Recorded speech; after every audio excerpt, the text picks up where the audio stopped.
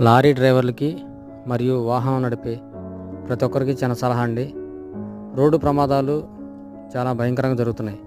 ఎందుకంటే వాహనాలు నడిపే మనం చేసే చిన్న చిన్న పొరపాట్ల వల్ల, అజాగ్రత్త వల్ల ఇలాంటి ప్రమాదాలు జరుగుతున్నాయి. ఇలాంటి ప్రమాదాల వల్ల మనమే కాదు, మన కుటుంబం కూడా చాలా నలిగిపోతుంది, చితికిపోతుంది. ఇలాంటి ప్రమాదాలు జరగకుండా ఉండాలంటే వాహనాలు నడిపే మనం ప్రతి ఒక్కరూ చాలా జాగ్రత్తగా ఉండాలి. దాంతోపాటుగా మద్యం తాగి ఎవరో నడపొద్దు. తర్వాత నిద్ర వస్తున్నా సరే రాత్రిపూటలో డ్రైవింగ్ ఎవరో చేయొద్దు.